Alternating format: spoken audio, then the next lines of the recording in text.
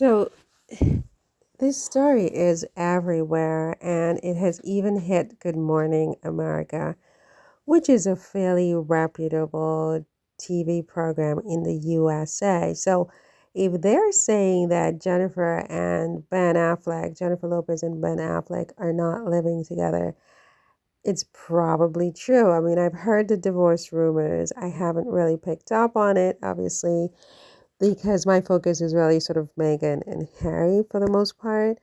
Very rarely dabble in some other things, but I don't really follow, them.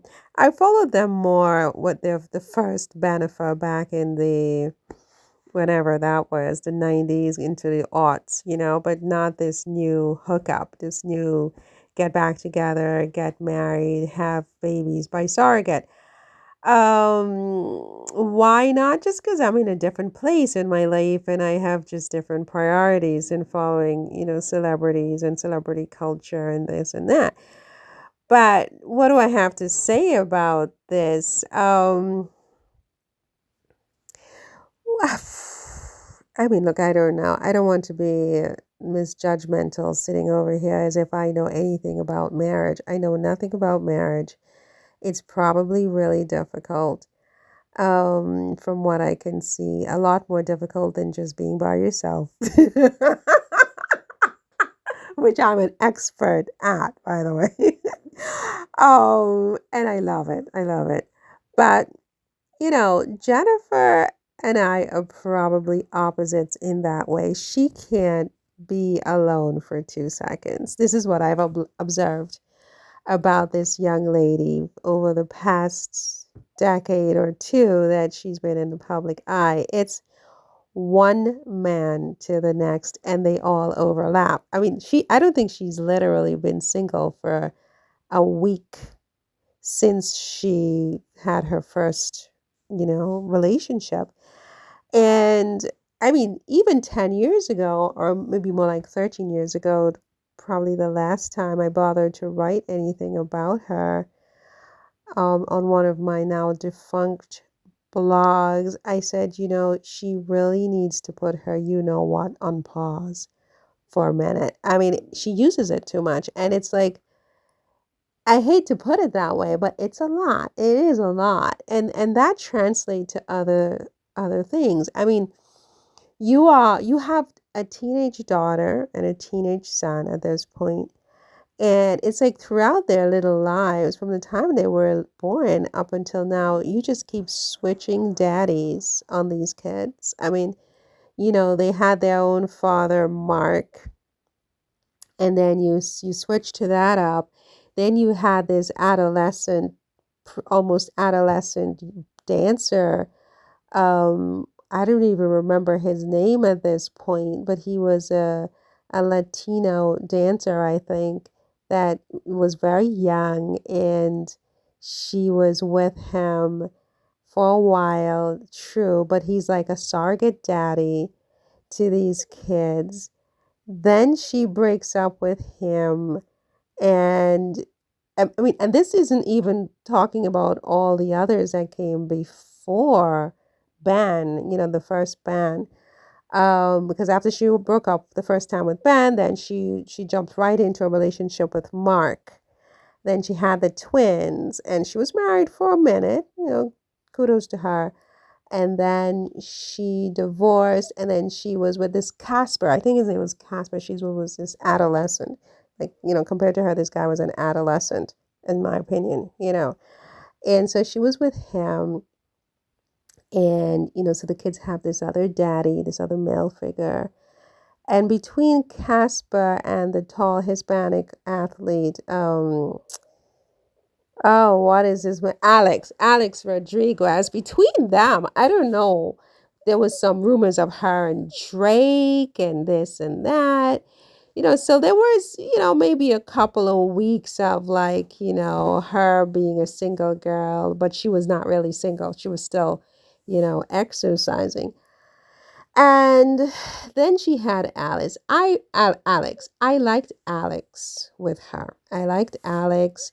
If I had to compare Alex to Ben, Alex to Mark, Alex to Casper, I just really thought that he suited her better. They were both Hispanic, so there wasn't that cultural divide. I mean, I think she's Puerto Rican and he's Dominican, so there could be a little bit of a divide. But, they spoke the same language for one thing, and I think that goes a long way. But it was just more than the cultural thing. I think they just looked good together. I mean, I don't know what was going on behind the scenes, but Alex seemed to really be into Jennifer. He wanted it to work. He liked the idea of his daughters knowing Jennifer and this blended family. Sometimes I think he's a little bit like too hands-on with his daughters. Maybe that was an issue for Jennifer, and it was almost like he was kind of pushing for one of his daughters to have a music career through Jennifer, which, Jennifer, probably wasn't there for it. I mean, I don't know. It's just how it looked to me from the outside. But, the children seem to get along really great. He's tall. He looks great in a tux. So she can take him wherever she's going. And with him, she looked great. They just always coordinated. And you could tell she had a lot of power and control in the relationship in a certain way that she doesn't with Ben. She could probably tell Alex what to do a bit more, what to wear and so on and so forth, which for some people would be a problem. But if you're in the right relationship, men typically would welcome a woman's input in that way because they don't know anything about fashion and clothes and stuff. Honey, you're wearing this, end of discussion. And he wears it, right? If you're not really in sync, then it's kind of like you get pushback from that. And I sense that she would get that pushback a lot more from Ben Affleck than she would have gone from Alex Rodriguez, right? To me, she and Alex just had something more. I don't know what you call it from the outside. Okay, I understand what goes on behind closed doors is very different from what people put out into the public. I mean, it could be a completely different thing. I mean, there are all these different rumors that Alex was cheating on her. I don't know what happened. Obviously, I'm not privy to their intimate business and intimate details of their relationship. I just think that, you know, Alex was a better catch for her for the long term, except if he's cheating. I mean, that's just something that is a deal breaker, for many different reasons, not the least of which is you need to be sure of your man. You don't want your man out there swinging that family jewel all over the place and coming home and putting that. I'm sorry. No, you want someone else, you get the hell out. Just go. I mean, don't even do it once. Just pack your crap and get out, right? Because I don't need this, right? And that's probably how Jennifer felt about it. And if that's the case, okay. But if he wasn't cheating, I think Alex was better for her than Ben. Ben seems to have been the one to have bolted on the relationship the first time around and went and he married, quote unquote, good girl Jennifer Garner and had his 3 children. And that should have been it for Jennifer Lopez because when a man really loves a woman, I don't think he does things like that. He doesn't get cold feet. He loves you. When he loves you, he loves you. The more you have to analyze a man and how he feels about you and about your relationship is the less of a relationship that you have. The more you have to analyze sitting with your girlfriend, sitting with your mother, sitting with your teenage daughter. Why is he doing this? Why didn't he do this? It means that Your relationship is not as deep as you think it is, really. I mean, and that's why you're doing all this analysis, because you know in your heart something is wrong. Because when you're together and it's really working, um there's no time to analyze it. You're just in it and you're doing it. And when you're not really in something that is meaningful, that's going to go the distance, you're constantly with your friends, your mother, your therapist, doing analysis, right? And it just seemed from the outside that Jennifer has been doing a lot of analysis. And then she was just trying so hard with that movie that she tried to do about the greatest love affair, whatever she called it. And then it just seemed like her life just started to fall apart. First of all, I think she looks the worst she's ever looked. She's not her usual glowing, glam, put together self. From the beginning of the Getting Back with Ben Affleck, her style immediately changed, but it seems like she can't figure out what her style is anymore. With Alex, it just seemed like she knew what it is. They were just, you know, urban Hispanic celebrities, and they dressed the part, and it was great. With Ben, she's like completely confused, it seems like. Even her hair, she can't get that right.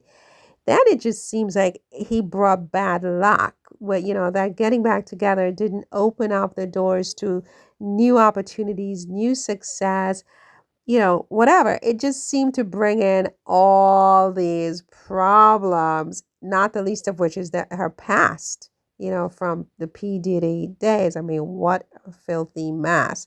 How does my wife and this man, what's that? I mean, if you're a guy, you're kind of like, ew, this man had his way with my wife. So there's that.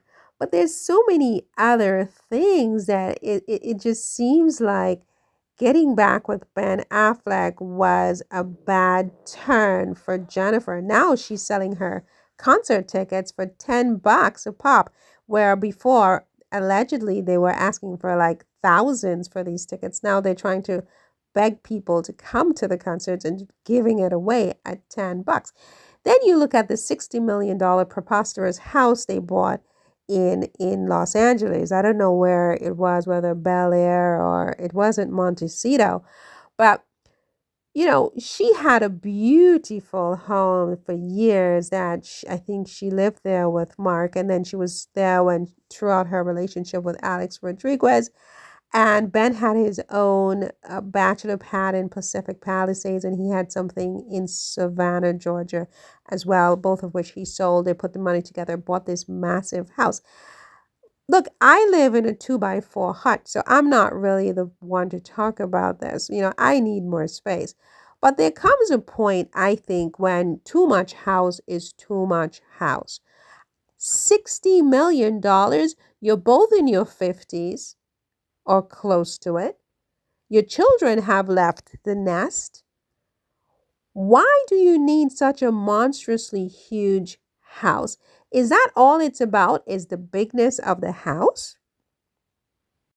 It just seems like she has her priorities all screwed up, and as does he, but I suspect it's mostly her. You don't need such a big house. I mean, at this point, you have a second chance with your husband. Get a cozy little house, right? Big enough that the kids can, be there if they want or not, but small enough that you know where each other is at all times in the house. You're building intimacy, right? You're building togetherness. You're not having your marriage to project something to the public and to the outside. You're creating real intimacy that got lost in the shuffle 20 years ago when you lost each other. Now you found each other again. You want to hold on as tight as you possibly can. You can't do that in a 60 million 12-bedroom house. Now, even if you're saying, well, it's for when your family visits, look, I mean, rent the house next door for them to stay in when they visit. And with your husband, your cherished new relationship, your second chance, I mean, It's just all about building intimacy privately. I just think that that would be my focus and not some massive, ridiculous house where you never see each other. You have to call each other on the phone in a 12-bedroom house for two people. I mean, I'm not saying live in a 2 by 4 hut the way I do, but you don't need, if your marriage is your priority, I just think that your focus would be on something other than the most massive house you can possibly get at the most expensive price to show everybody how successful you are. Also, I mean, at 50, whatever she is, getting back into a new marriage, I don't know that I would be prioritizing a concert right now. I mean, yes, he likes you for your work and your success, and you like him for his work and his success, and you both want each other to keep working and not sort of depend on each other all the time for your entertainment. But a concert like this is a huge production that's going to take you away from your husband for God knows, weeks, months on end, with all your nudity and all your carrying on. I mean, at the end, he's still just a man. He's a celebrity, but he is just a man. And a lot of these men, I don't, well, look, I've never been married. I don't know what the hell they want, actually. I don't know what they want. But if I were a man, I know I wouldn't want my wife out there like this. I mean, certainly not, it's the first couple of years of our marriage. I mean, stay your ass at home, right? Get your ass in the house, cook dinner, we set the table, put some soft music on. I'm tired. I came home. Then she has this, she gets an alcoholic brand, and she says she doesn't drink as soon as she marries Ben, who is an alcoholic.